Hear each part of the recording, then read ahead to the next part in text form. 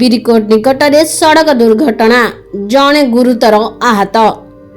ଗଜପତି ଜିଲ୍ଲା ମୋହନା ବ୍ଲକ ଅନ୍ତର୍ଗତ ବିରିକୋଟ ନିକଟରେ ସଡ଼କ ଦୁର୍ଘଟଣାରେ ଜଣେ ବ୍ୟକ୍ତି ଗୁରୁତର ଆହତ ହୋଇଥିବା ଜଣାପଡ଼ିଛି। ଆହତ ହୋଇଥିବା ବ୍ୟକ୍ତି ଜଣକ ଫିରୋଜ ଦଳପତି ବୋଲି ଜଣାପଡ଼ିଛି। ତାଙ୍କ ପରିବାର ବର୍ଗଙ୍କ ସୂଚନା ମୁତାବକ ହରଭାଙ୍ଗି ଡ୍ୟାମ୍ ନିକଟରେ ଥିବା ନିଜ ଗ୍ରାମ ନୂଆଗାଁରୁ କୌଣସି କାର୍ଯ୍ୟରେ ମୋଟର ସାଇକେଲରେ ସେ ବିରିକୋଟ ଯାଉଥିଲେ। ସେହି ସମୟରେ ବିରିକୋଟ ପଟୁ ଆସୁଥିବା ଏକ ଅଟୋ ସହ ତାଙ୍କ ମୁହାଁମୁହିଁ ଧକ୍କା ହୋଇଥିଲା, ଯାହା ଫଳରେ ରାସ୍ତାରେ ପଡ଼ିଯାଇଥିଲେ। ସେଠାରେ ଥିବା ସ୍ଥାନୀୟ ଲୋକମାନେ ଫିରୋଜକୁ ଉଦ୍ଧାର କରି ଚିକିତ୍ସା ନିମନ୍ତେ ବିରିକୋଟ ସ୍ଥିତ ପ୍ରାଥମିକ ସ୍ୱାସ୍ଥ୍ୟ କେନ୍ଦ୍ରରେ ଭର୍ତ୍ତି କରାଇଥିଲେ। ସେଠାରୁ ତାଙ୍କୁ ସାମାନ୍ୟ ଚିକିତ୍ସା ପରେ ମୋହନା ସ୍ଥିତ ଗୋଷ୍ଠୀ ସ୍ୱାସ୍ଥ୍ୟ କେନ୍ଦ୍ରକୁ ପଠାଇଥିଲେ।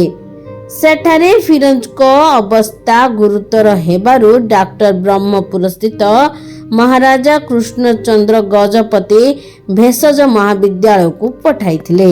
ଗାଡ଼ିରେ ବିରକୁଟ ଯାଉଥିଲା, ବାଇକ୍ରେ ଗଲା ଆକ୍ସିଡେଣ୍ଟ ହେଲା। କାହା ସହିତ କେମିତି କ'ଣ ଘଟିଲା? ଅଟୋ ବାଲାଟେ। ଆଚ୍ଛା, ତ ସେଇଠୁ କେମିତି କ'ଣ ମେଡ଼ିକାଲକୁ ଆଣିଲ? ସାଙ୍ଗେ ସାଙ୍ଗେ ସେ କାଠେ ଯାଉଥିଲା, କିଏ ଫୋନ୍ କରିଦେଲା, ଆମେ ସାଙ୍ଗେ ସାଙ୍ଗେ ଦୌଡ଼ି ଗଲୁ। ଗଲାବେଳକୁ ପଡ଼ିଥିଲା କି ସେ ଅଟୋବାଲା ମୋତେ ଉଠେଇଲା ନା, ଆମେ ନିଜେ ଯାଇକି ଉଠେଇଲୁ। ବାଇକ୍ ଅଲଗା ଜାଗାରେ ପଡ଼ିଛି, ସେ ଅଲଗା ଜାଗାରେ ପଡ଼ିଛି, ଅଟୋ ରୋଡ଼ ଉପରେ ଛିଡ଼ା ହେଇଛି। ବାଇକ୍ରେ ପଡ଼ି ଯାଇଛି ଆଜ୍ଞା। କେମିତି ବାଇକ୍ରେ କେଉଁଠି ଯାଉଥିଲେ? ପଡ଼ିଲେ ସେ କେମିତି? ବିରକୁଟ ଯାଉଥିଲା, ବିରକୁଟରୁ ବେନ୍ ସାଇଡ଼ରୁ ବିରକୁଟ ଯାଉଥିଲା। ବାଟରେ ସେ ଆକ୍ସିଡେଣ୍ଟ ହେଇକି କେମିତି ହେଇ ପଡ଼ିଲା, ଆମେ ଶୁଣିବାରୁ ପଳେଇ ଆସିଲୁ। ଆଉ ତ କେମିତି କ'ଣ ତାକୁ ଆଣିଲେ ମୋହନା ତାକୁ ମେଡ଼ିକାଲ? ଆମେ ଫୋନ୍ କଲୁ। ଆମ ଗାଁରେ ଗୋଟେ ବୋଲର ଥିଲା, ସେ ବୋଲରକୁ ଧରିକି ଆଇଲୁ।